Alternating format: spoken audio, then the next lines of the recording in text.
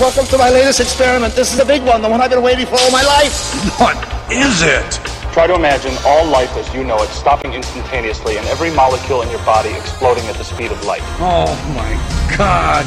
The cream will rise to the top, oh yeah. And I am the voice of the voiceless. And there is no one that does it better. The Guy and Harley podcast, streaming all over your face. Perhaps that was the most important part. Can you dig it? Can you dig it? Can you dig it? Pigville on the internet.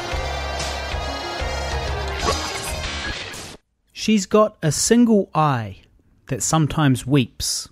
If she's lying on the bed, then she rubs it on the sheets, or up against the door, or the back of your neck.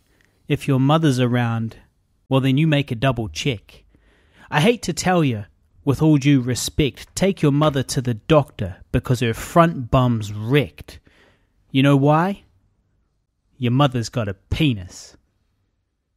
I'm Harley Neville. Welcome along to the Guy and Harley podcast. I'm Guy Pigden. Feel like that really didn't make sense. Well, why not? Well, a couple of things. It seemed like they were talking about someone different. Yeah. Now, it is halfway through a verse. It was too long. I just jumped in mid-flow. Then it turned into someone's mum.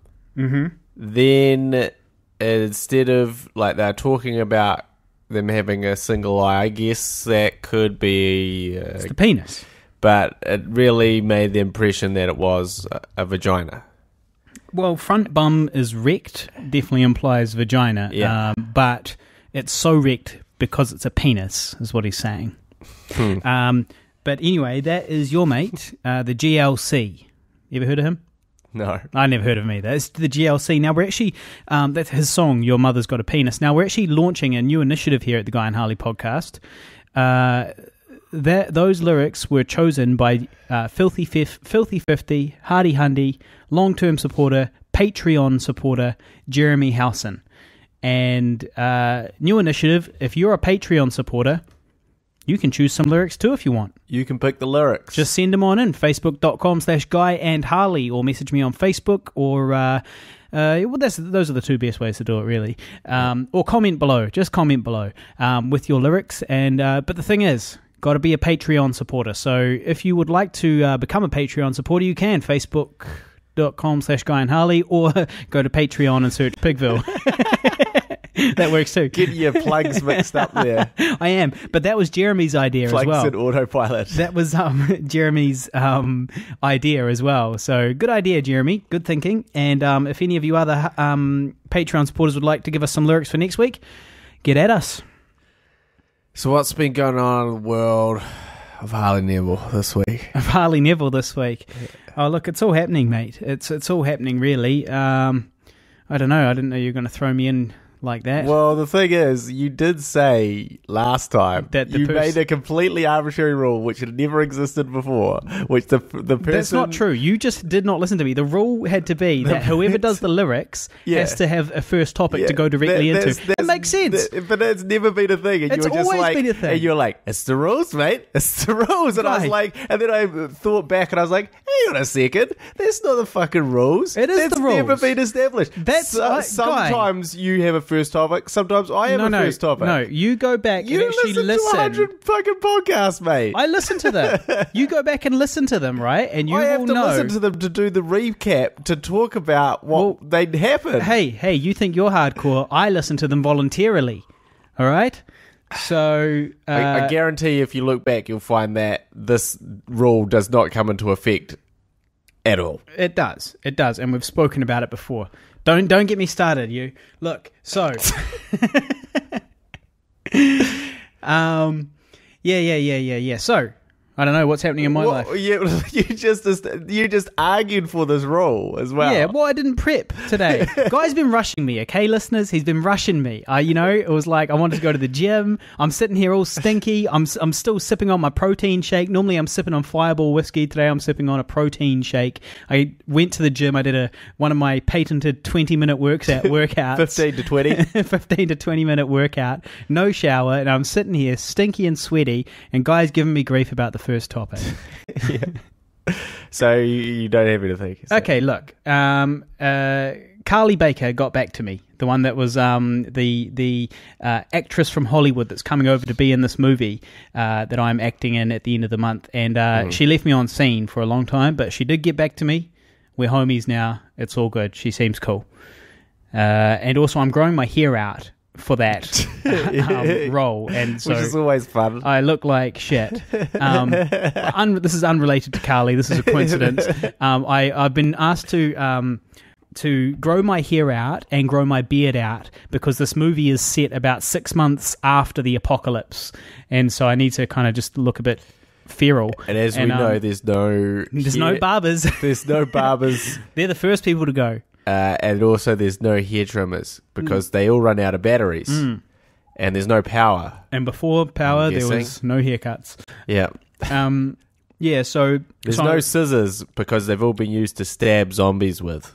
Yeah, they're all poking out the head of some zombie somewhere. Now, so I'm growing my hair out. It doesn't look that great. And the other night, I went for the first time to my ballet class, but in the evening. And I normally go at midday, and there's normally nobody around.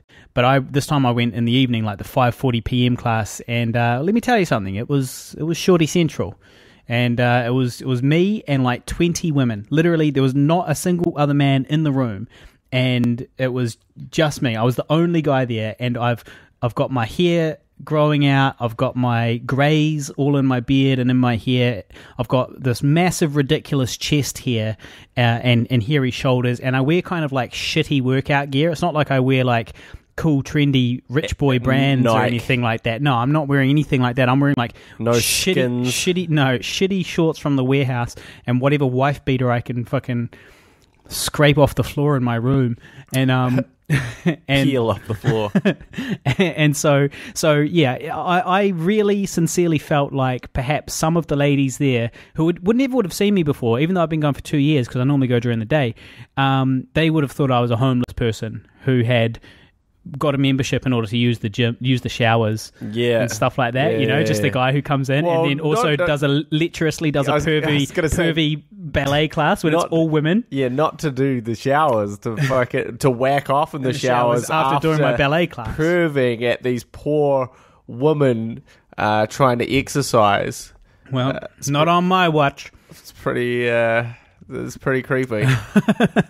And I did actually catch a one woman. Looking at me. I bet. Now, you can know they all looked at me. I mean, obviously you stand out like a fucking sore thumb when you're the only man in the whole class, let alone when you're this hairy and when you look like this, when you're afflicted like this.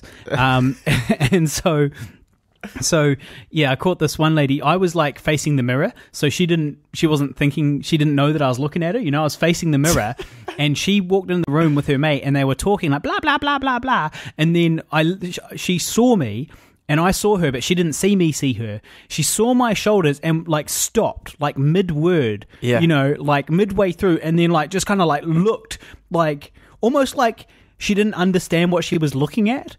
Almost like she didn't quite comprehend it for that second. She didn't believe it was real. Yeah, she did not. She thought it was a Jono and Ben prank, and someone was going to leap out and go, "Hey, guy, you thought that guy was a real person. Yeah, you thought he was that hairy. You thought he was really that hairy and disgusting. No, this is a Jono and Ben show." But actually, Jono and Ben did not pop out because that was a true. Yeah. You were that person. And then her eyes went from my shoulders up to the mirror and saw my face looking at her face, so I totally snapped her. I totally caught her, and then she like kind of like looked away and started trying to like continue whatever her conversation was. As I was saying mid word before, I got distracted there. And she wasn't far away. She wasn't like on the other side of the room. She was like directly behind me because she had to walk like right past me. So it was real close. It was like an intimate moment of disgust. Yep. So that was good. So that's cool. Where I'm at. Well, the interesting thing about that is, I see your hairy shoulders all the time. And I'm still disgusted. Oh, I am still disgusted by them. I am like, fuck, they're gross. And I'm always like, if I was your partner, I would make you shave those. I would really be like, no, I'm just sorry. They're just too disgusting. Like, I can't be like lying up against it. I can't be running my hands through that. I can't visually witness this all the time. It's too much for me. You expect me to shave my box. Now you shave your fucking shoulders. Well, the thing is... This is disgraceful. In reality, though, that isn't actually what you would want. If you had to sleep with me every single day and snuggle up... I wanted to snuggle up with you at night, every night, and I'm all spiky as fuck. You know, all spiky, ingrown hairs, pimples like on my back, in the middle of my chest, and all this shit where I get rid of all the hair. You know, it's horrible. It's disgusting and horrible. Like pimply, gross, ingrown hairs combined with sandpaper-esque body. You know, like I've removed the hair before. When you're having sex for the aesthetics. No, but when you're having sex, you know, the last thing you want is to be getting spiked with every thrust. You know? Well, yeah, but I'm not really saying your chest, because that is actually moderately normal for a human being. You're just talking about the shoulders. I'm more talking about the shoulders of the back. Yeah. Shoulders in the back, yeah. Also, you know, like, I can relate on a much lesser degree in the sense that, you know, I also have hairy shoulders, somewhat hairy back, right? And, you know, occasionally I get rid of that for my girlfriend, and it looks much better for all involved, but also she's definitely like, yeah, that's better. That's a real, you know, upgrade. Thank you. Well, look, we should probably do this more. See, I'm raging against the machine, man. What I'm doing is I'm making hairy shoulders cool again. All right, so this is why. I mean, when I walk to the gym, I don't wear a t-shirt on the way to the gym. Then take off my wife beater to put on my wife beater when I get there. I just go to the gym. I just wander around. It's summertime. I just wander around, hairy shoulders out. And you heard it here first, guys. You know, Harley is all equal rights. So he's saying he's going hairy shoulders. You can go hairy legs, hairy armpits, hairy anything you want. Because, you know, otherwise it wouldn't be fair. So that's what he's essentially saying to anyone, including his girlfriend. So that's good. Well, you're striking one for the rights, mate. Yeah. I support that. Well, look, maybe it's because I haven't experienced it for a long time, but, you know, if Angie wanted to grow out her leg hairs and her armpits, you know, I'd actually probably let her. Well, not that I have any say in it. It's not my fucking body. Yeah, well, it's not really a matter of a say, it's more a preference. I think is the issue here. So yeah, well, that's cool. What else? I didn't get the chance to talk about this, but I entered a stand-up comedy competition, and I should find out pretty soon if I made it to the next round. And I honestly absolutely nailed the qualifying round. It was like the best performance I've ever done, probably across either genre of poetry or comedy. Like, this is probably my greatest stage performance ever, and totally smashed it. Absolutely nailed it. Just to go back to the hairy thing again, because I kind of missed my point a little bit, in that if I'd never seen you before, right? Yeah. And I saw you at the gym, I would stop talking. You know, I'd be mid-talk and I'd go, what? And then and this is what I always wonder about, is that I would stare at you multiple times and go, that's crazy. I don't think that was a real thing. I don't think people could get that hairy. not in real life. And then I'd think about it, and then I'd have to go away and go, man, I like to a friend, just another random person. And I just wonder how many people have had this conversation about you from this. Is like, man, I saw the hairiest guy at the gym today. You wouldn't believe how hairy he was. I wanted to take like a photo, but I couldn't really do it subtly enough just to show you how hairy. Like, you wouldn't believe it. So you'd have. I just wonder how many people have that conversation, and then also follow up by, and he was in like a ballet class. It's just weird. Yeah, well, it's just really weird. Look, I guarantee that people are talking. Because I can walk into any room on any given day And turn heads. and turn heads. and I can know with 99% confidence that I am the hairiest person in any given room on any given day. Yep. And that's my cross to bear. It's my cross to bear. But I guarantee that the people, I mean, for example, the staff members at my gym, they've never said anything. They've never made any comment about it Because they're not meant to be judgy. Exactly. They're not meant to be that's a real big thing at the gyms. You can't hassle anyone for being overweight or anything physical because you're there to better yourself anyway. Right?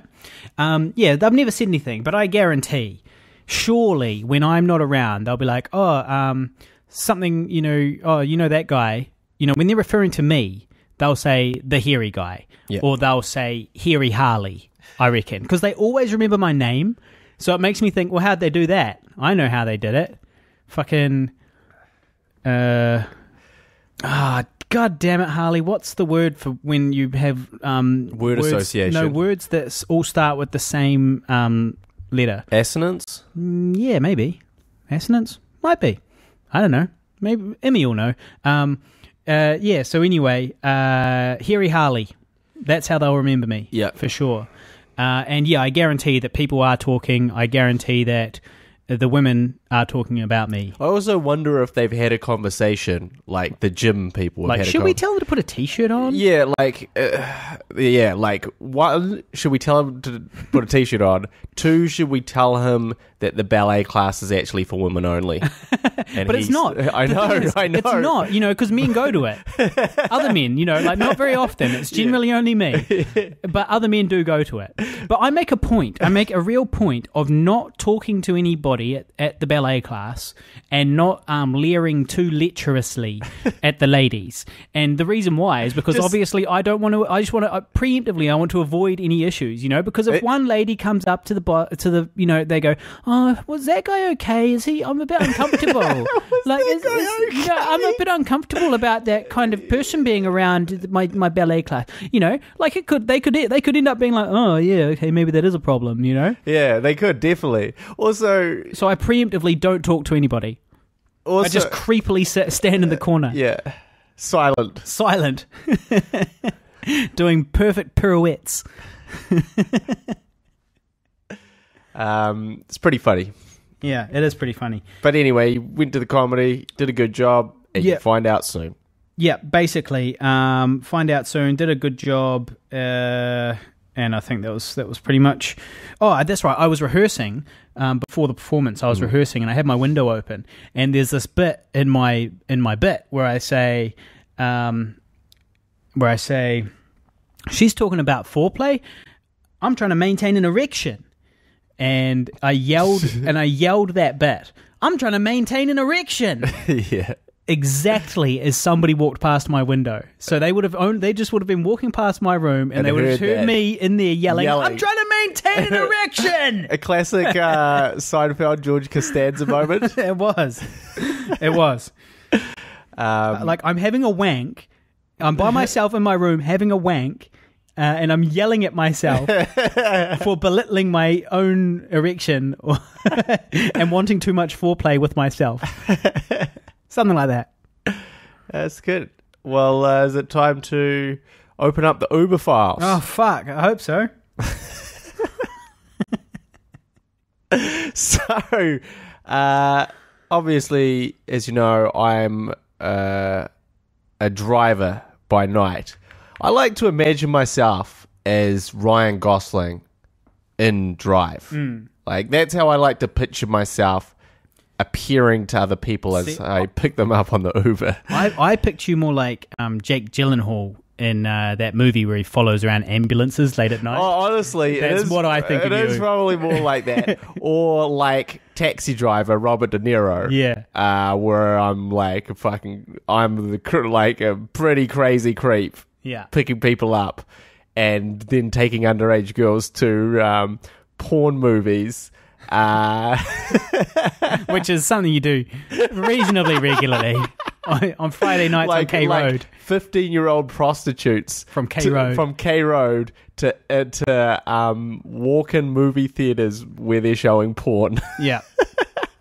Well, they've got booths on K Road where you can watch DVDs. We booth and have a whack on K Road in the viewing booths. You seen those? What, in the sex stores or? Well, yeah, like there's signs outside that says like viewing booths, and you can hire a porno and have a wank because you don't have any internet on your phone or something, I guess. It's an interesting thing, isn't it? Like, that seems like, that practice would have been like, basically, now the internet exists, and now all that stuff is like, look, you don't have to go into some creepy booth in the middle of nowhere. Jerk off, where literally thousands of other men have jerked off for years before you. Years and years. Since the 80s. Carrying on to the strong tradition of men. Your dad used to jerk off. When he was a boy. When he was a man in his 30s. 33-year-old man going on 34 when he was that age. And he used to whack off in these booths. Yeah, you'd feel like they've gone out of date, but I guess people are just out on their day-to-day business and they're like, I can't go home. I've got the comfort of the booth. I know that I won't be disturbed. I don't know. I reckon it's also like, surely there are some people, perhaps poorer people, that are hanging around on K Road around those areas anyway. Maybe they're like homeless and so on, or at least kind of only partially employed. I don't know. And you're like, well, I don't have the internet at home, and I don't have a smartphone. And I don't really even maybe they live in a communal living space. But what I do have a this booth. Raging erection. Yeah, exactly. But I was thinking about that as a point, right? But the issue is like, okay, how much does a top-up broadband cost? Yeah. On your phone versus how much does one of these wank booths cost? Yeah. Yeah. And which is actually cheaper? Probably the extra data. Yeah, you'd have to have a top tip, guys. Top tip. Just top up your data. There's absolutely no doubt that it is obviously a doomed business because... Well, it's probably definitely diminished since its heyday. Yeah, well, I guess another thing too would be they've got to get rid of the whole hire a DVD thing, because it's like, well, so you hire a porn DVD. And then, well, what happens if you choose Asian teens, and then you get in there and you feel like German goo girls, then what do? You're going to go back out, zip your pants up and go back out and get another one? No, whereas like if you've got the internet, it's all there at your fingertips, right? So what they need to do is just connect it up to the booth is just connected to the internet. There's just a screen in there with the internet, and that you can look up whatever you want. Well, look, Harley, this is the perfect opportunity for some Pigville podcast research. Okay. You got to get in there, mate. I got to go have a wank. You've got to go test out one of these wank booths. Not have a wank, just go and investigate for the listeners. Yeah, but no wank. Well, no, you would probably end up wanking because you paid to do that. You did pay to go. It would be silly to not. The Wank Chronicles. The Wank is Chronicles. The new segment. The Wank Chronicles. I don't know, guys. If I could, I don't know how my girlfriend would feel. Well, safe in the knowledge that you're just wanking in a booth. Completely content in the knowledge that you're wanking in a booth in the red light district of K Road. Yeah. Well, I'll mull it over. You'll run that one by you. But for research purposes, we've got into this topic now. We need a definitive conclusion. I reckon it's a touch screen, no pun intended, where you basically do pick and you can stop things and go back, or it's like a menu of a bunch of stuff in it. But who knows? We don't know because we haven't done it. Yeah. Well, we need these answers. We do. If any of the listeners been know, to a wank booth, just write it below in the comments. Yeah, well, look, you can let us know on facebook.com/GuyAndHarley. You can message me. I promise that if you would like it to remain anonymous, it will remain anonymous. We will call you Joe X. Something like that. But anyway, back to the Uber file. So I'm driving around like Ryan Gosling in Drive, being cool. I don't have one of those cool jackets, but I do stare longingly off into the distance and don't make conversation with people. That's the similarity. So anyway, I was driving around and I heard, I'm just going to break down this conversation. This is exactly what I heard as I pulled up my Uber to pick someone up. How dare you? How fucking dare you, you fucking slut? I am not a fucking rapist. I do not rape anyone. So fucking go fuck yourselves. You can all go fucking die, okay? Enters the car. Hey, I hope you didn't hear any of that. Was it a gay man or a woman? It was a gay man. It was a gay man? Yeah. Oh. That explains the voice. Yeah. So I was like, so now I've got this rapist in my car. So now you've got a gay rapist in your car. I've got a gay rapist in my car, and I'm like, and he was obviously really drunk. He also had a moustache like a gay rapist moustache. Freddie Mercury. Yeah.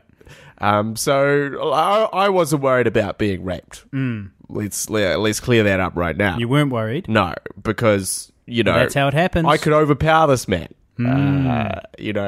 And also, I don't think, unfortunately, I don't think it's Uber drivers getting raped too often. So it's the other way around. The other way around sometimes, from what I've read in the news. Jesus. But anyway, so I was like, oh, fuck. Because he was so drunk as well. And I was, you're like, oh, how's this going to go? I just want to get this man to wherever he's going as quickly as possible. Yeah. So what'd you do? So anyway, I started driving and he was like, hey, I know you. And I was like, no. That guy picked him from Pigville Productions. Don't you want a countdown ad? And I was like, no, you don't know me. He's like, no, I fucking know you, man. I fucking know you. You're famous. You're like you're like Mr. Hollywood. Mr. Hollywood, what are you doing driving an Uber? And I was like, clearly, you have mistaken me. You really think I'm someone I'm not. And he's like, no, were you on the block or, like one of those reality things? And I was like, no, I've never been on anything. You haven't seen me from anything. Like, really, stop fucking bugging me, mate. You're winding me up now. Yeah. And he was like, no. And he's like, no, I know. You're a fucking director. The zombie film. You directed the zombie film. And I was like, what? And he was like, yeah. He was like, I was an extra. I was one of the zombies. In Dunedin? And I was or like, up here? No, in Dunedin. Yeah. I was like, in Dunedin. He's like, yeah. I went to see the film, blah, blah, blah. And I was like, cool, man. Thank you very much for your support. I really appreciate that. So, this is what happens sometimes. You can't choose your fans. This gay rapist was not only did know me and was familiar with my work, he had actually been in it. He'd been a fucking extra in the zombie film. He's like, I was sweating. He was like, I was freezing my ass off out in the fucking cold of like fucking -3 degrees with fucking syrup poured all over me. And I was like, oh yeah, well, bloody good effort. Appreciate that. Thank you. Wonder what his name was. Yeah, well, I don't know. I could maybe only find out his first name, obviously. Yeah. Through the Uber app. Not that I know every single extra. Oh, you wouldn't know this guy because it wasn't an underage female that you could flirt with and scoff lollies and have some jokes with. I'll have you know that the females I was flirting with and scoffing lollies with were for the most part were primarily overage. Over 16, for sure. Over 18. Definitely over 16. Not over 18 in many instances. That's not true. The overwhelming majority of extras on our shoot were over 18. I will have you know. It was probably a 50-50 split. There was very few 17-year-olds that I hung out with. Well, I remember there was like a particularly hot, it was like my favorite zombie extra. Yeah. Who's on the wall right now, if I'm not mistaken. No, there's that one too. Oh. She's hot as well. Yeah. But why is she on my wall, you would ask? Yeah, you would ask. That's a good question. Yeah, why is there a picture of one of the extras on Guy's wall? Above his computer. Above his computer. That's a good question. You'd be right to ask that. And the answer is it's actually a painting of that extra, painted fan art, painted by our friend and lead actress in the film, Jocelyn Christian. So it's actually one of my favourite presents that anyone's ever...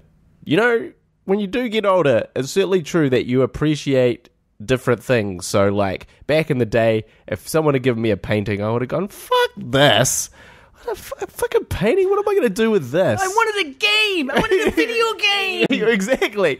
I wanted a game, Dad. I didn't want a picture representing all your love for me. Fuck. But as you get older, actually, it's those things that you get a real kick out of, I find.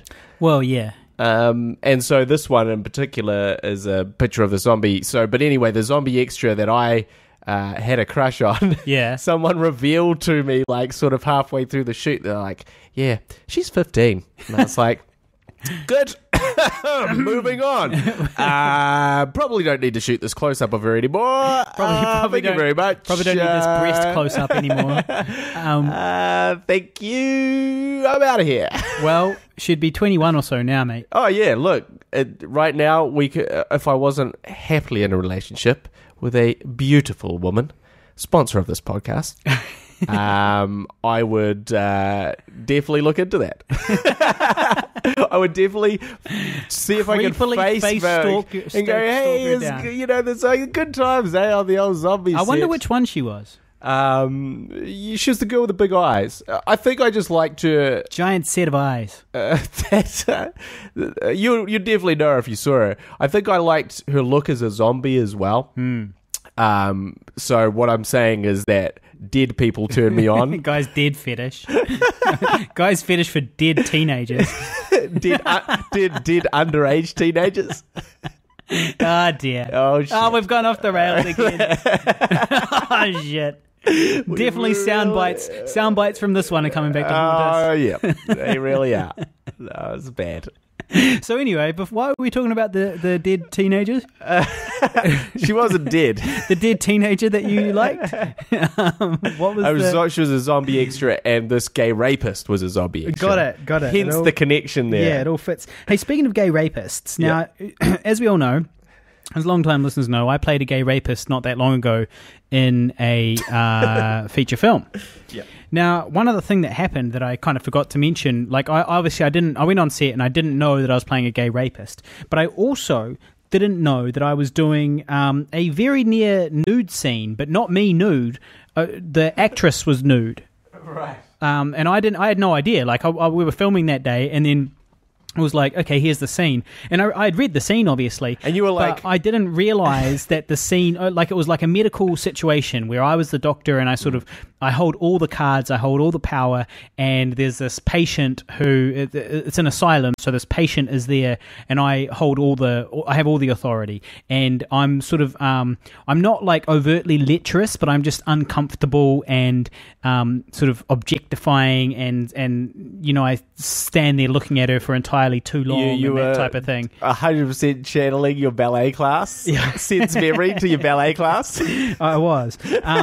And so that, but yeah, well, anyway, the point is I didn't know was that it was, not only was there a gay rape scene, but there was this panties scene where she was just wearing panties, no top, and was kind of standing there uncomfortably in front of me, and as I had to kind of march around, like writing things on my clipboard and you know that type of thing. So yeah, I didn't know. Is that a dangers and perks of the acting industry? Well, also, you know, you were like, this is weird. Normally we've scoffed lollies and had chats on set before this stage.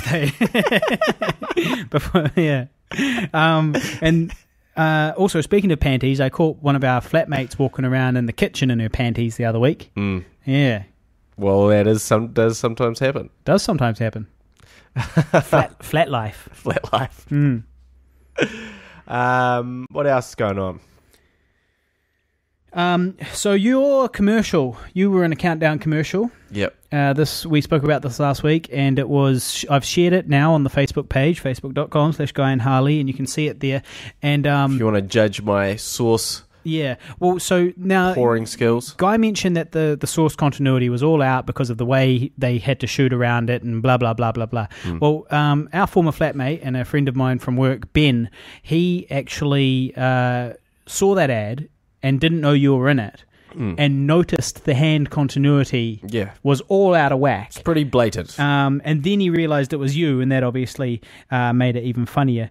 But I went back and watched the ad again, and it is really fucked. I noticed that it goes from the right hand to the left hand to the right hand, and the bottle appears to change. Did you use two different bottles at any point? No. Or is it possible they did an insert with a different bottle? Because the bottle almost looks like a different bottle in one of the shots. I think it's just the bottle sort of turned the other way. Right, okay. I'm pretty sure they didn't shoot an extra insert. It's also, they very rarely do stuff like that on ads. Yeah. And I think that's what they're trying to, obviously they're trying to make it work. Yeah. Because it goes from right to left to right. Yeah. That's 3 changes in 1.5 seconds. Well, the interesting thing is, because I started off, I think this is how it happened, is I started off doing it with one hand, which was more natural, and then we changed halfway through because they thought it would be better using the other hand. And then we changed positioning of it, and they may have I feel like they may have even flopped the shot, which is basically where you reverse the shot. You don't reverse the so it's not going backwards, but it's basically mirrored. Yeah, so the shot they mirror the shot. So you puts it on the opposite side, and I don't know why, but I feel like they've done that for some reason. Right. Because there was a mirrored shot in the zombie film at some point, wasn't there? There's quite a few. Yeah, where my scar jumps from one side of my face to the other side. Basically, it happens all the time in movies. Well, it never used to, because you never used to be able to do this, but it happens a lot more in movies now when you fuck up your eye line and you're looking the wrong way off camera. So you flop the shot and it looks like you're looking the right way. That's where it happens the most. But your face is ever so slightly wrong. Yeah. It's backwards. It's like a mirror. It's like looking in the mirror. It looks weird, although it shouldn't look weird to you because you've already... Because you only ever look at your face in the mirror. So you've always seen your face like this. Yeah. So you're probably like, my face looks weird in 1,500 other shots except this one. Yeah. But this one I look normal. What happened? So, yeah, I'll have to re-look at it again. I did look at it a couple of times, and I was like, yeah, that's some pretty jumpy cuts right there. But, the ketchup debacle, guys, I'm telling you. Ketchup-gate. Ketchup-gate on the ad. Ruined the ad. Ketchup-gate. There's a Christian apologist that really wants to debate me. He's Auckland-based, and he's like a scholarly fellow, who does lots of debates and who is he's obviously a very intelligent person, but he's just on the wrong side of the argument. But he's several times been trying to hit me up to do a public debate with him in a bar, like on a stage. Yeah.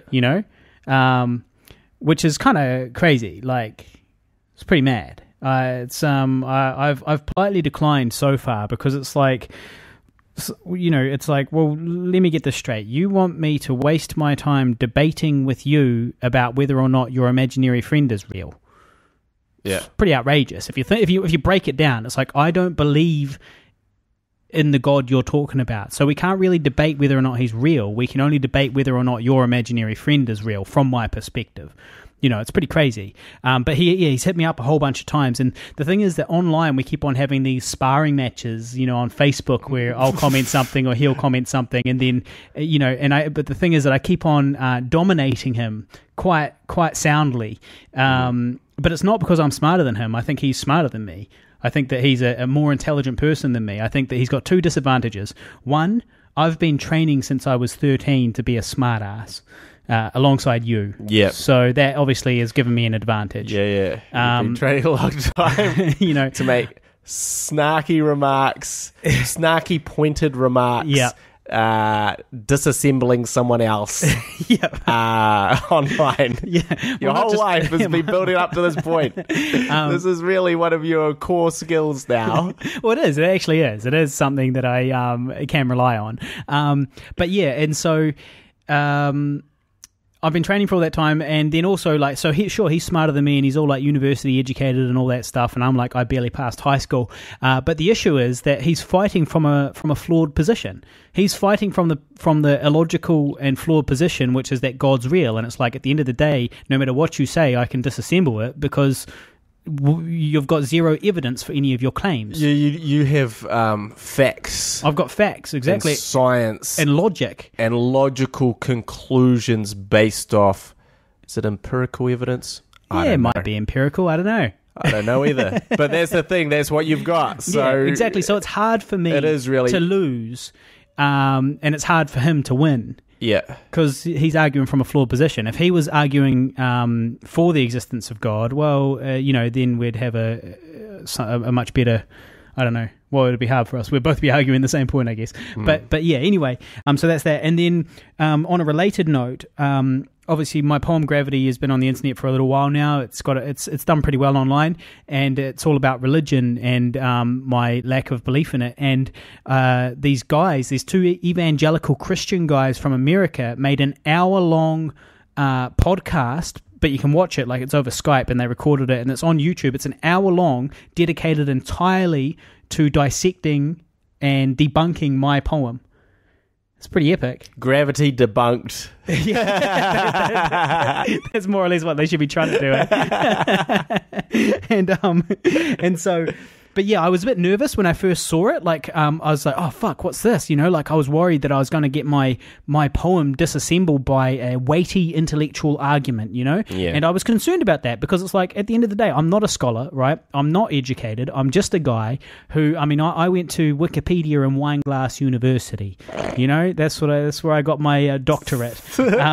And so it's quite good.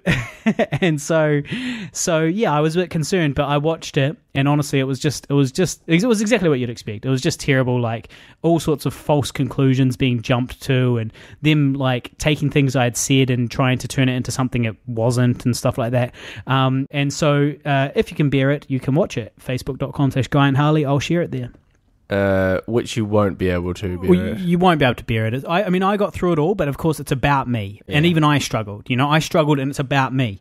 So yeah. One of them's quite angry, though. One of them's a real angry dude. One of them's more calm. He's like, oh yeah, so he's an entertainer from New Zealand who does poetry and decided to speak out on this. And the other one's like, atheists shouldn't be allowed to work. And I don't know if he said work. He definitely said like vote and stuff like that. And he was saying that atheists should have less rights than theists because we don't believe in any of the supernatural deities. And it's so ridiculous. There's like there's thousands of deities currently in existence, or he only believes in one, and yet he's trying to say that why isn't he saying that Muslims aren't allowed to work? They equally don't believe in his God, as much as I don't believe in his God.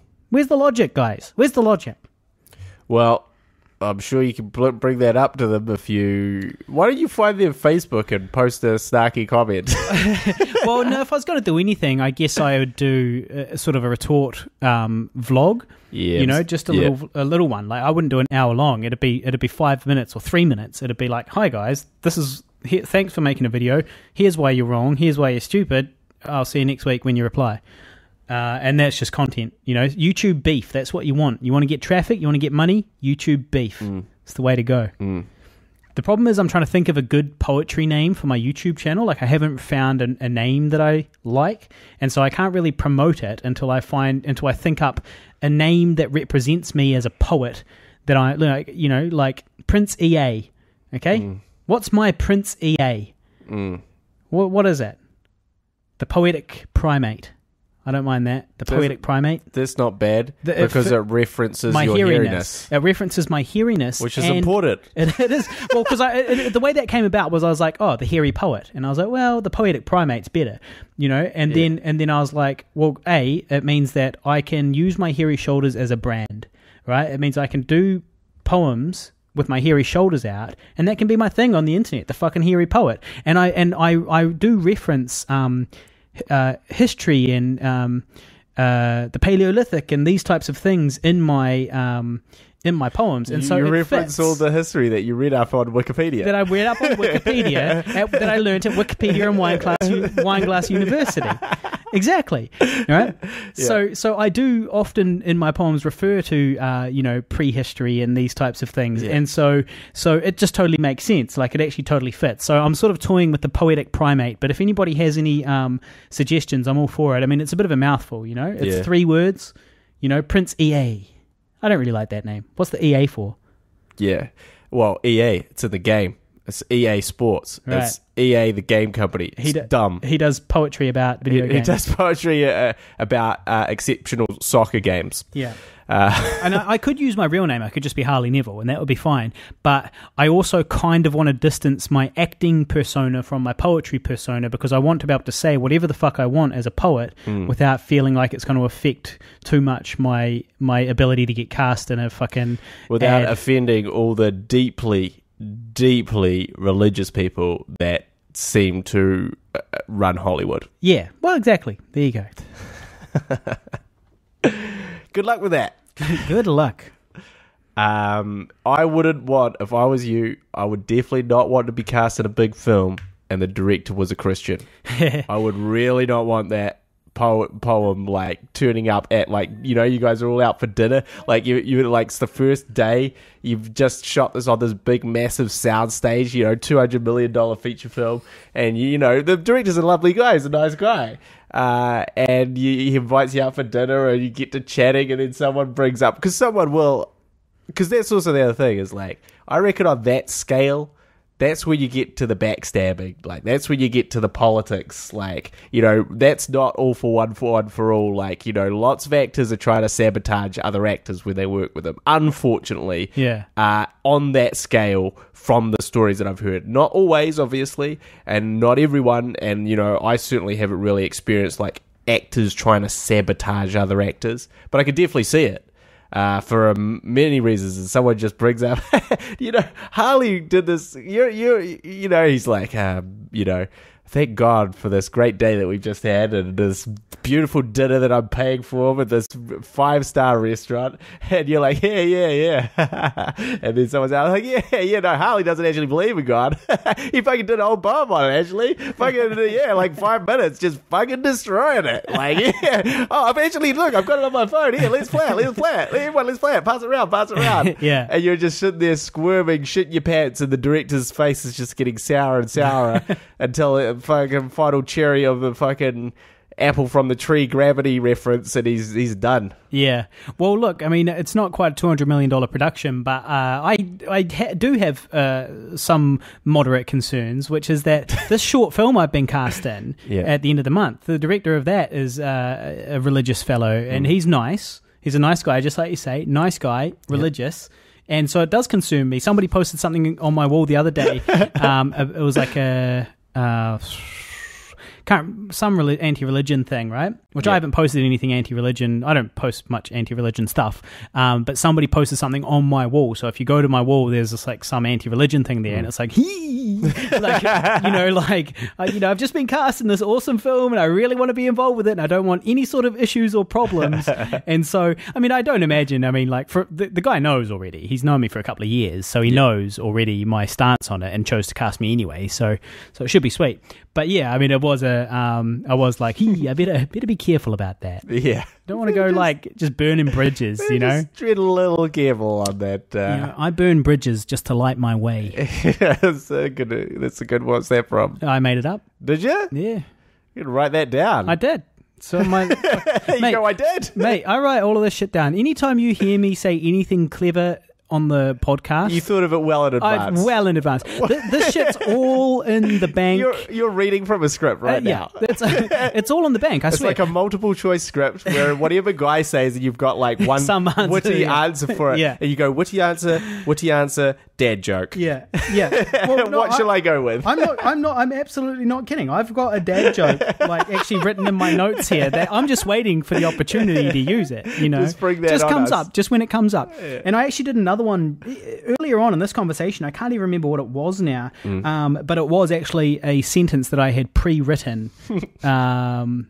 Just potentially to use as a poem, potentially for the podcast, potentially for a status update, for anything like that, which I think actually brings us to quite an interesting point, which is that the likes of Eminem and, any good improvisation actor as well, that's what they do, So, there's that whole thing of like, oh, he's freestyling, and, this, it's not really freestyling, it's taking a whole bunch of pre-written things and adapting them to the current situation and inviting in bits and pieces from your surroundings, but actually you've pre-written a bunch of those themes and ideas and rhymes. Or also, I think this is an interesting point to make about improvisation on film.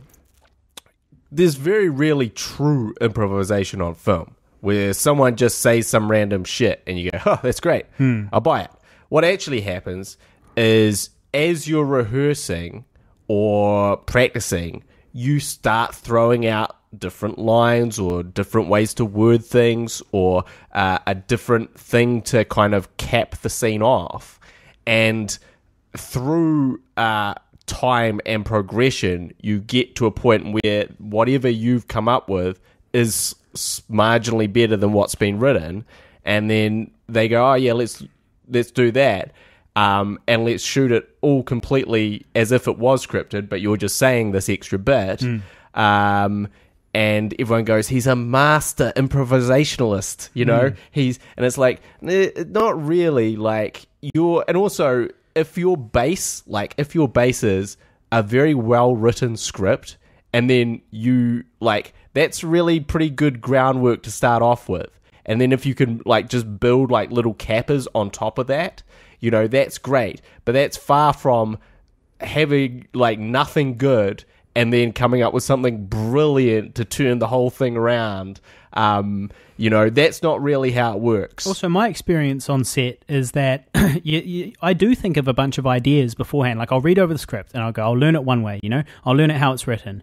Or close to. And then I'll also think of a whole bunch of potential options to offer on the day for, improvs. And obviously, by definition, they're not really improvs, because you have thought of them beforehand. But then you do it anyway, right? You get there, and on the day, oftentimes, in my experience, particularly on these low-budget shoots, it's like there's just no time. It's like stick to the script, or like you can't just if they go action and then you change the lines, and it's like, okay, well, that's great. If they like it, then awesome, then great. It was all worth it. You gambled and won. But if they don't like it, well, you've just wasted everyone's time. It's like, reset. The actor didn't do his part. The actor didn't say his... You set up the lights properly. You put on the makeup properly. Actor didn't do his lines properly. Gotta go again. Everybody reset. We'll be here for another 20 minutes. Add 20 minutes to the end of the day. Thank you, Harley. So, yeah, I mean, like, when you get people like, I don't know, say Johnny Depp or someone like that, who probably does improvise quite a bit, I don't know, he obviously is doing it under circumstances that are a lot more, I guess, a bit more forgiving and allowing of his mucking around. Well, also, there's the thing is, like, if you're, like, films, like, big films move at a glacial pace, they're trying to shoot, like, 2 minutes a day. We're trying to shoot, like, 10 minutes a day, 10 to 15 minutes a day. And also, like, if the time it takes to set up a shot is an hour or 20 minutes... That's a real long time in between shots where you can chat with the director and go, hey, this line here, I was thinking this, I was thinking that. And they go, yeah, let's try it. Then you do a little rehearsal. Yeah, that sounds good. Let's go with it. I'm a master improviser. We're really, when you're shooting low budget, it's like, okay, how long do we have till the next shot? 2 minutes? Yeah. Oh, well, I was thinking that doesn't matter. Get in position. Yeah. We need you to get the focus, so shut up for a second. Yeah. But I think that, like, improvisation is great in films. And I always enjoy, like, my favorite part of filmmaking a lot of the times is when we take whatever was planned and make it slightly different and slightly better. That's kind of my goal for each scene. And I do like it when actors have ideas about how to do that. I love that. As long as they don't have a million ideas. Yeah. That's the other thing is like you got to be focused. You can't just be going, well, what if I did it like this, and it's like, listen, mate, we've got to match these cuts later on and the edit and everything. Because that's the other thing with the improv is like, once you've done the take a few times, you do it in the wide, you do it in the whatever, and then you're like, hey, I'll start doing some improv. Yeah. And it's like, no, you can't be doing different stuff to what you were doing in the other wider shots. Otherwise, we have to go back and reshoot that stuff. We have to reshoot the wider shots. And sometimes it's worth it to do that if you've got the time and if you've struck upon some gold.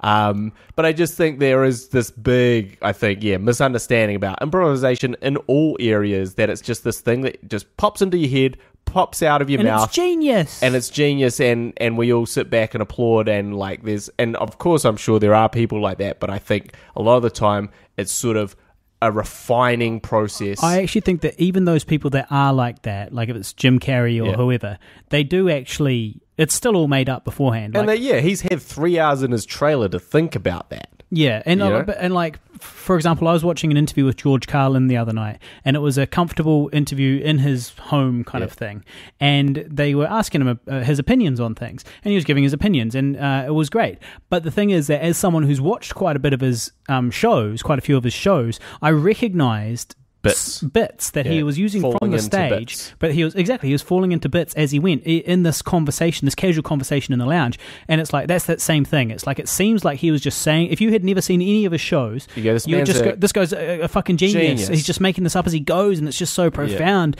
But in reality, it's not. It's something he's been kicking it around for years and years and years and years, and he's done it. He's said it 1,000 times before. What he's gotten good at is making it seem like he's not. Yeah. Same thing with Kevin Smith's Q&A, where he does Q&A, but all the questions lead into his stories that he's already prepared. Yeah. And he'll swap out stories and he'll swap out things, but he's got a basic structure. And at the end of it, he goes, brilliant, I'm walking away feeling inspired. I think he's so smart. And it's like, well, he is, but, he didn't just, come up with that shit tonight. Yeah. So... lesson for any aspiring creatives out there. Everyone's a lot dumber than you think. Exactly. You've got hope. So exactly. So don't give up. Because everyone's a lot dumber than you think. And write down all of your little one-liners, all of your ideas, and then one day, at an appropriate time, when something comes up, you'll be able to just fall back on that and use it, and it'll seem like you're a smart guy who's just shooting shit off the cuff, when in reality, this shit is well rehearsed. This might be the best piece of film advice, like this filmmaking section, the best piece of advice, best knowledge we've ever passed on this podcast. It really might be. Really? Recycling the old idea that improv people actually write shit down beforehand. Well, yeah. I guess it's. I guess if you don't know it though, it's. Well, if you don't know, it is very helpful. I didn't know it to begin with. I didn't really understand that concept. Yeah. I didn't really understand. Well, same. I was like, oh fuck. Yeah, how do you freestyle rap? That's just crazy. Here I am. Here's my thick shake container. I'm sitting at Guy's desk, and we'll talk about this later. Yeah, that was an honest attempt. Honest attempt at freestyle hip hop. Yeah, terrible. Yeah, yeah. So yeah, but I also do think that the biggest danger of filmmaking is when you do get locked into the plan. You get locked into the plan, and so it's like, okay, we've rehearsed it a certain way, we've scripted it a certain way, we're going to shoot it a certain way, and you get there on the day, and people do have different ideas or ways to change it that will make it better, but you can't change your plans. You're like, it's too late, the train's on the tracks and I'm already going. Yeah. And this is going to throw my brain all out of whack for this scene and the next scene and the next scene. And I think as you get more experience as a director, you can definitely be a little bit more open to okay, that's better. Let's do it that way. Let me recalibrate in my head and adapt, as opposed to being like, oh, nah, it's not the way I imagined. There's a bit too much of that probably. It's not really the way I imagined in my head. I don't think it's not what I pictured. And it's like, yeah, but when you bring together all these random what you pictured in your head, the question is it, or could it be better? Well, speaking of movies, our movie, No Caller ID, Yeah. we got offered a sales deal. Well, we've taken that sales deal. Oh, this is news to me. We'd rephrase that. We didn't get offered a sales deal. We got a sales offered agent. a sales agent. Yeah. Which is quite different. Yeah, okay. But so here's... Okay, firstly... Listeners, you're learning at the same time as me here because this is news to me. Yeah. I was going to say, here's what happened, and I wasn't going to go into too many details, obviously, is that we got offered a sales agent to represent our short film, No Caller ID.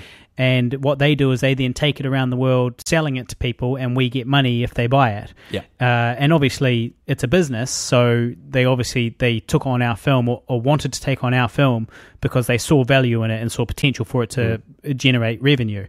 But we had to say no, I thought, because No Caller ID is a part of our feature film, Older. It's it plays a minor part. We cut to some shots of No Caller ID in the greater film, which is Older, our feature film, and so it's a film within a film, but it's also a standalone film, if that makes sense. And so anyway, I was under the impression that we were going to have to say no, and that's what I was going to talk about because it was a part of Older, and we can't jeopardize potential sales of Older in the future for the sake of No Caller ID in the present. But evidently we've taken the deal.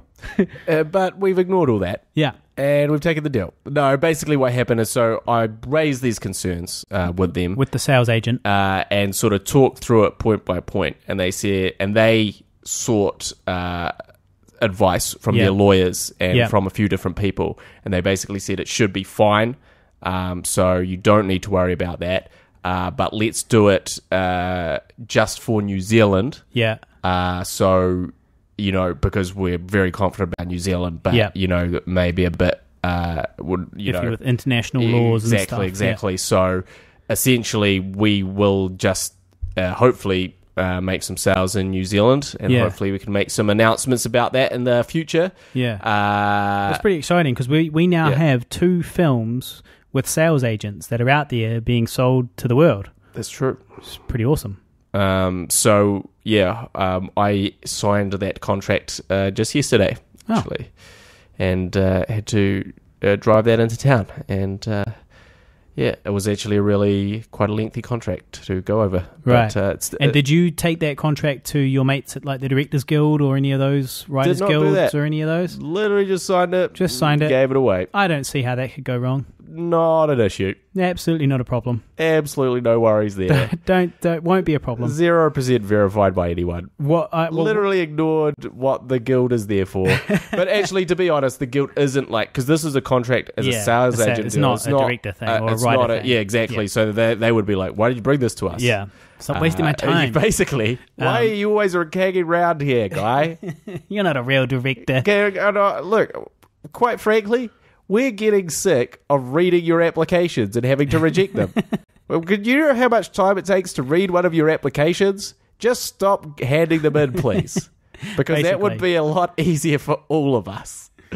On that note, have been rejected for 2 of these. So the film mentorship, which I did mention several podcasts ago, and mentioned that I'd look forward to being rejected for that. Well, that time has come now. Yep. So celebration. That's cool. So I think that's 5 or 6 years in a row. I have not been mentored by any filmmaking people. Yeah. And I also applied for producing. We're making Older. We've almost finished it. It's looking really good. We potentially got a producer interested. Yeah.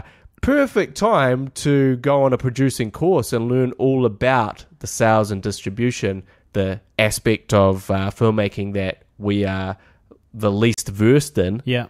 You would think, but apparently not. Apparently there's, better people to give that to. So they'll be doing that and I won't be. And I'll be sitting here in my room in my computer and doing sweet fuck all. Well, you'll be very busy. Actually. I'll be very busy. You won't be doing sweet. You'll be very busy. But I won't run off your feet. But I won't be learning any producing. Doing a lot of thankless tasks. But I won't be.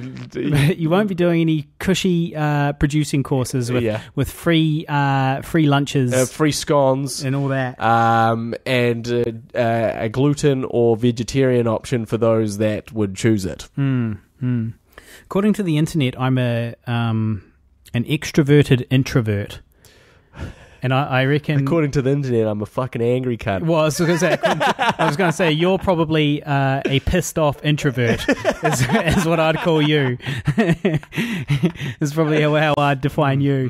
So I'm an extroverted introvert, according to this, like, silly thing. It was just some silly thing I read. Yeah. And it was saying that, you know, like, I don't really like talking to people, and yet I don't have any problem talking to people. You know, I can seem charming and friendly and all that stuff. But on the inside you're hating it. Well, we're not hating it, but it's more like I've just got a very short not fuse for it, but a short amount of time for it before it's like, okay, cool. Well, this was nice, but I'm going to go and not talk to people now. Which is often how I feel. And yeah, so it's just a little aside there. Pissed off introvert. That's what I reckon you might be. Possibly. Also, you know, I was, at one stage in my life, like quite extroverted person. Same. It's slowly deteriorated. The world has broken me. Beaten you down. The world has literally beaten the joy and happiness away, and so now I don't feel like trying to make everyone laugh anymore. I don't feel like trying to entertain people anymore, and I think primarily it's because I'm like, oh, what's the fucking point? Well, I mean, I imagine what the fuck is the point?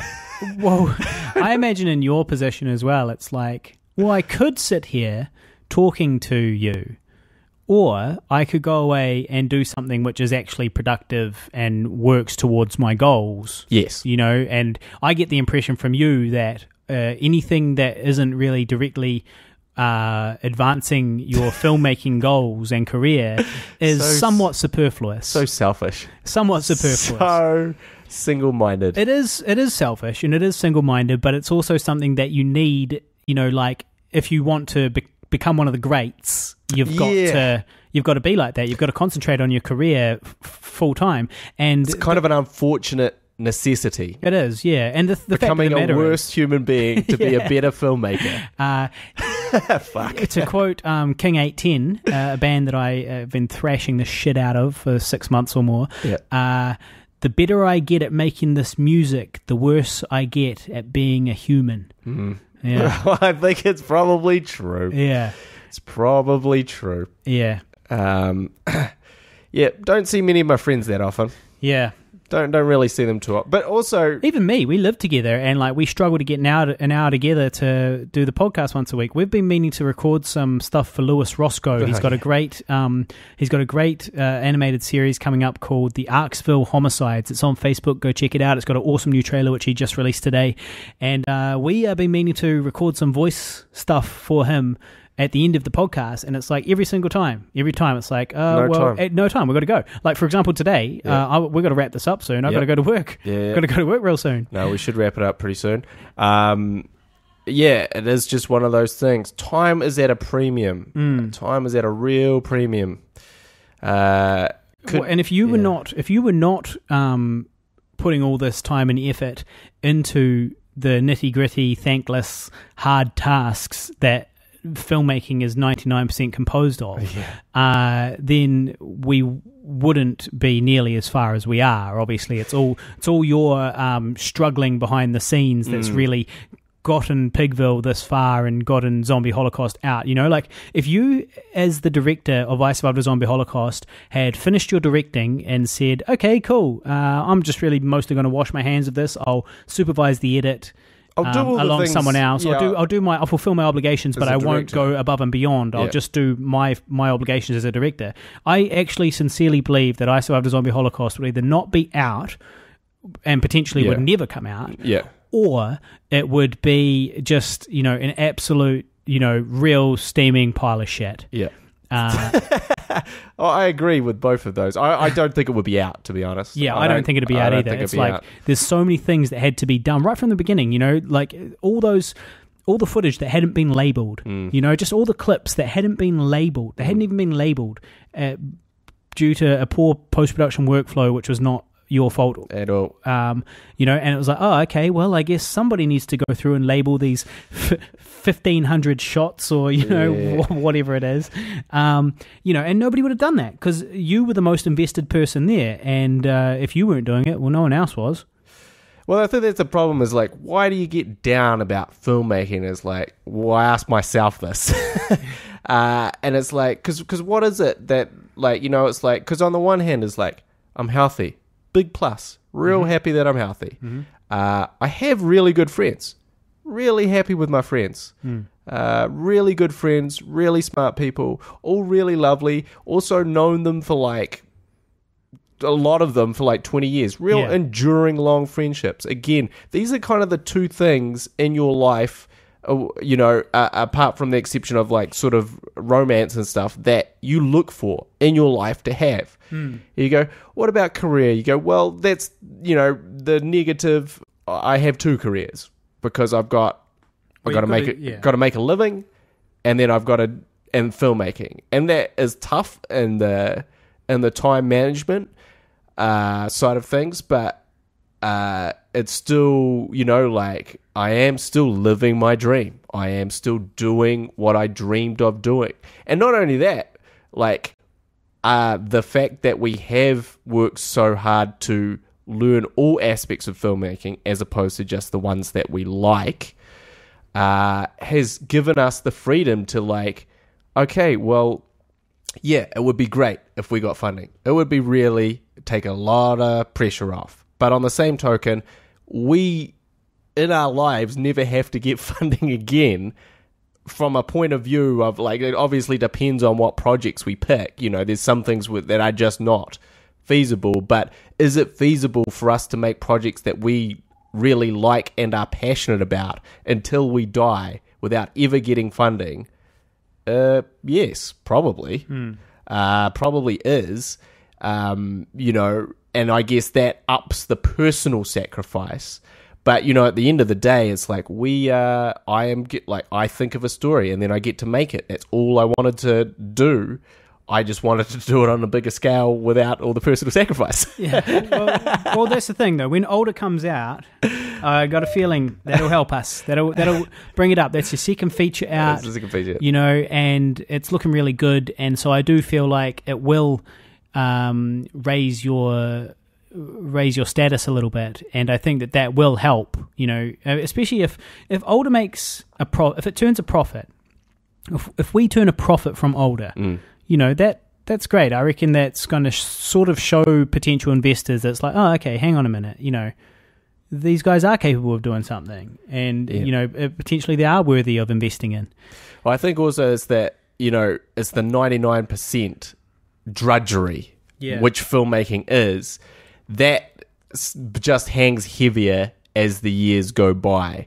When you're 22, 23, 25, and you're doing like those incredibly tedious, boring, like fiddly, annoying, or even if you don't, because you don't know about them, you haven't learned about them yet, but you start doing those at the beginning, you go, yes, I'll do it, and it'll be great, and at the end, it'll be all worth it, because I survived a zombie holocaust, is going to make $1 million, and I'm going to be a big shot director, and so it's all be worth it in the end, is the justification, and then after a certain point, you go, well, it may not be worth it in the end, but these certainly not financially. But these still have to be done. Yeah. So that, and I think it's the 99% sort of shitty jobs that the rich director does not have to concern himself with, which is the annoying part of all those positives, and the part that. For me, sometimes I just get up and I go, oh God, I just can't face the day. Like I haven't played video games in a year. I just want to just sit down and have a day of video games. I just want that, but I can't because I know I've got to do these things, and these things are important. They need to be done. But I miss video games. I really miss them. Well, on that, you go on that real up note. Now, look, I did just want to wrap up a couple of quick things. Yep. One, Hacksaw Ridge, with how I said they had a website at the beginning and I couldn't remember the website or the name of it or anything like that. It is called faithofdos.com. Oh, shit. Faith of DOS. I found it. Yeah. So faithofdos.com, and that's what they were promoting at the beginning of the movie in the cinema. And what... Have you gone to the website? Yeah. It's a religious website for. He's like a Mormon or something, right? Yeah, that's right. Yeah. Yeah, he was some sort of special type of freaky religion. On the scale of religion, he was on the spectrum. Yeah, he was. and he Faith of Dos. And I went along. It's not like overtly like the power of Christ compels you, but it is like it's like to learn more about the Faith of Dos. Like, here, we'll send you out some free booklets, and just put in your address here and blah blah blah. Faith of Dos. If anybody is interested in getting some indoctrination.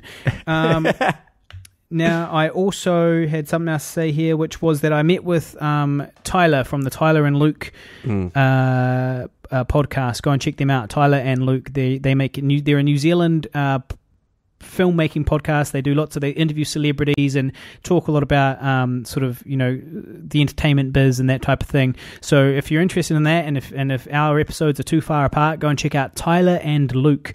Tyler and Luke podcast, you'll find it. And anyway, Tyler, the website creator, is what I'm now calling him, because Brilliant. He is building a website for me. Brilliant. And so, Tyler, the website creator, I had a look at it, and it looks great. The site looks really awesome. I'm excited. I think it's going to be awesome. It's going to be harleyneville.com, and it's just going to be, it's all about the nevs, baby. It's all about the nevs. So that's exciting. Lest we forget about the nevs for a second. Those things. And then the final thing I wanted to say is that tomorrow, April 13th, it's my birthday. You know, the shocking thing is, I knew your birthday was coming up, and I know it's on April the 13th, and you just got a present today in the mail, and I literally thought in my head, I better... I didn't think... I was like, I better remember to wish him happy birthday in 2 weeks when his birthday is. Yeah. Like, in my head, I was like, we're at the start of April. That's at least a week away. It's actually tomorrow. Yeah, it's literally tomorrow. So we're recording on April 12th. Hopefully you're listening on April 12th, but maybe the 13th. Yeah, probably. Probably the 15th. Definitely the 13th to 14th. Right. Well, it is my birthday tomorrow, and... look, it's tough times. My girlfriend is in LA. She's on the other side of the world. Yeah. I'm actually working tomorrow night on my birthday. What time do you finish? I'm working approximately like 4 till 10 or something like that tomorrow. Interesting. Not sure exactly. Why is that? Well, I will finish my pro wrestling training and be home around 10. Oh, so we could like... Well, we could go for a beer. All right. Well, that is literally the only birthday plan I have. That's it. I'm all on my lonesome. I've got no plan. Fapping for days. Well, look, that's a given. That's just an assumption. I mean, that's what it's been like since Angie left. I've got absolutely no plan. I'm doing absolutely nothing. I'm turning 34 years old, which is it's a nondescript, nothing type of birthday. Well, it's just like, oh God, I'm so old. Well, also it is like, I mean, at the end of the day, right, I am officially in my mid-30s. 31, 2, and 3, that's early. 4, 5, and 6, that's mid. Yeah. 7, 8, and 9, that's late. So I'm officially a man in his mid-30s. I picture us as 25. Yeah, I'm about 25 in my mind. I reckon. I reckon 29, 30. I reckon I'm around there. Well, you had some revelations in your in your late 20s that I didn't really have any of those revelations. You've actually, I think, have changed more than me. And like from 20 to 30, you changed quite a lot more than I did. I think in my head, that's my perception of you. I'd love to get into all the annoying things you don't do anymore. But I guess perhaps that perception is same to you, that I have actually changed a lot as well. But I think I've changed a lot less. Yeah. Well, I think that. Yeah, well, I mean, we almost don't have time to get into it, so this will have to be a topic for next week. How much Guy changed from 20 to 30, and how much I changed from 20 to 30. I definitely went through quite a large transmogrification. You like that? You went through a large transition. Transmogrification. It's a good word. So from about 28 to 32 was the main thing. Also, you did go through that weed phase for a while. Oh, what, still going through it. It was sort of, but not really. Yeah. You were in a real phase where you're really smoking weed. Yeah, well... And you were like, you thought it was really doing wonders for your inspiration and stuff. Well, I think we talked about it on the podcast, maybe. Probably. Right at the beginning. Or if not, you extolled the virtues to me many, many times. Yeah. And I was like, the virtue of fucking pigging out on Macca's? I don't think so, mate. Pinging out on Macca's? Pigging out on Macca's. After the fact. Right. I just get real inspired and start writing. I drive directly to McDonald's. Yeah. and buy a fucking two fucking Big Macs. I write all these poems and improvs and stuff to save for later. And I have a caramel sundae. Yeah. Yeah. So, but I also think that that's really toned down at its apex where it was at one point. Yeah, maybe. That was definitely a contributing factor as well to my transition, I think, as well. It was all kind of happened at the same time. It was a combination of factors. It was a combination of weed. I turned 28.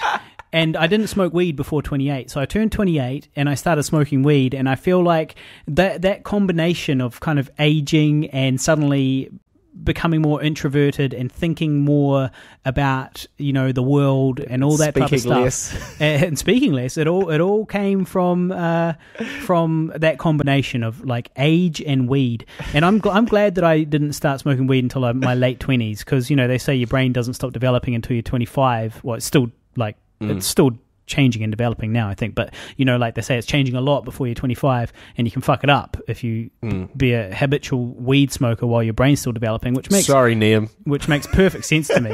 Wasn't never too much of a pothead, was he? Just randomly picking on him.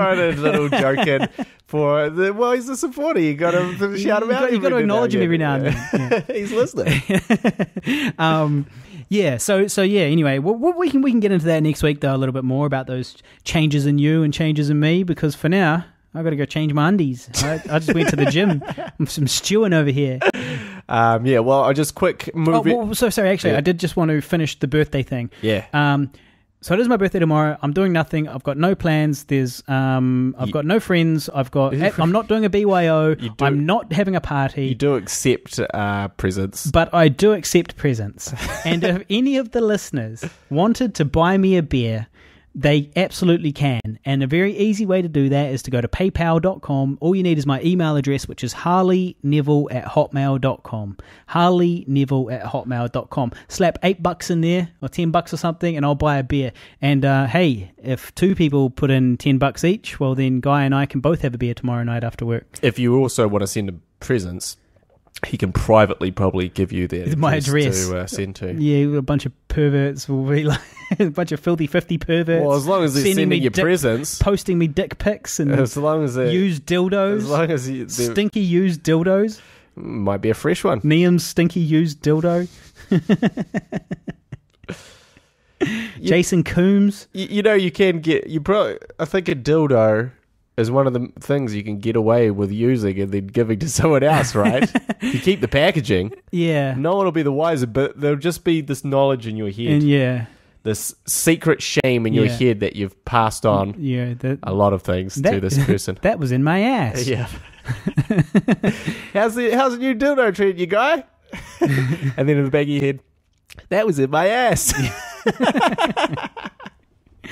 So, yes.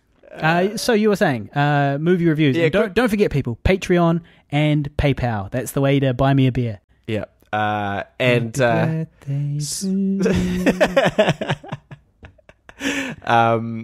Speaking of depression and falling into it, A Cure for Wellness. Yeah. Have you heard about this film? I've heard about it, yeah.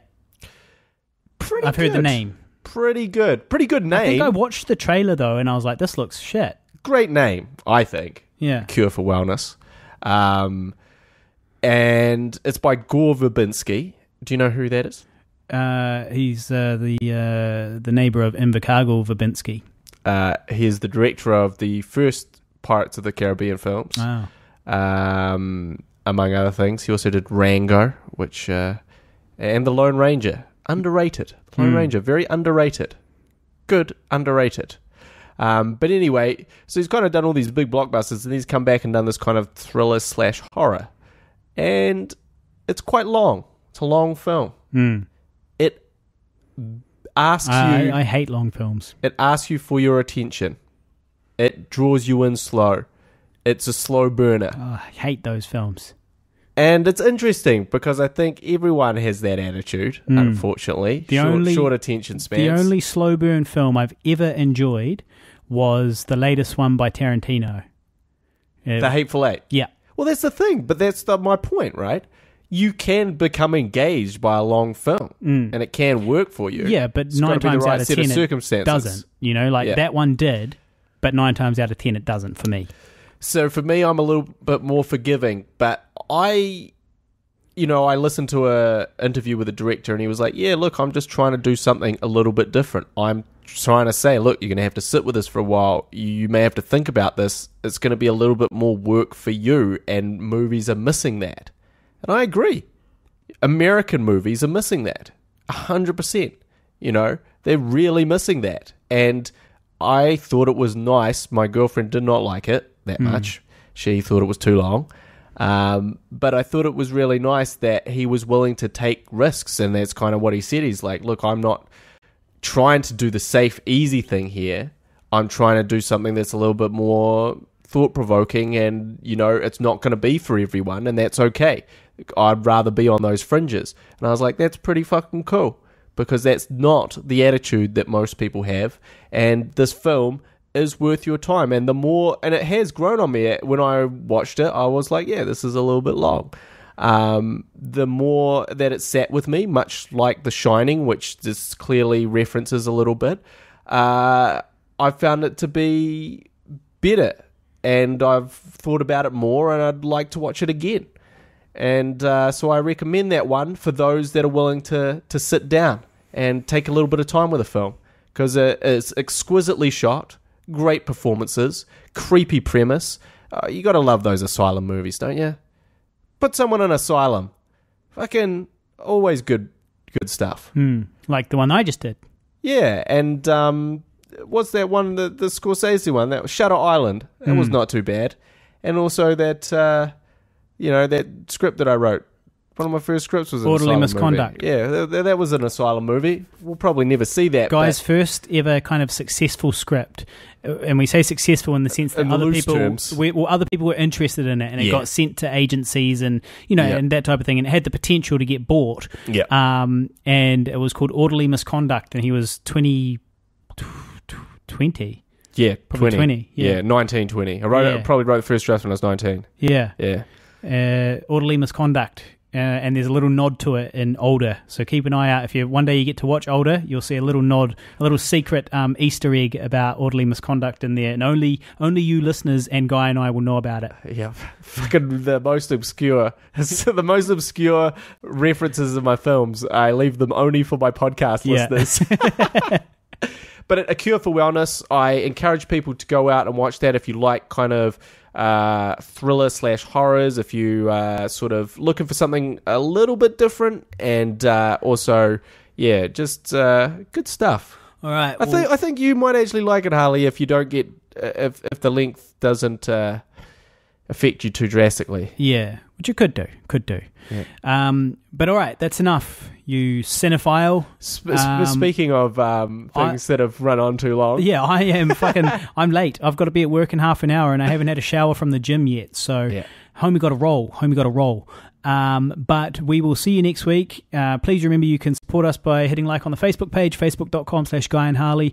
Patreon, search Pigville on Patreon. You can give us $1 a month to keep creating this podcast, and we will really, really appreciate that. We're currently getting $35 a month at the moment, US, and our latest contributor is Samuel Wheeler, who made an Zombied, which is not out yet. I acted in it, but I've looking forward to seeing it. I've seen the first episode. It looks good, and I'm excited to see where it goes. And so, thank you, Sam. That we really appreciate that. And so if you guys would like to do the same, you can give us $1 a month or whatever you want, and that really helps us. And then the other thing you can do is just remember that it's my birthday tomorrow. Please buy me a beer. I really want that. PayPal, harleyneville@hotmail.com. All right. Thank you very much. See you next week. I really want that. You've been listening to the Guy and Harley podcast, proudly brought to you by Pigville Productions. Laugh it up, fuzzball.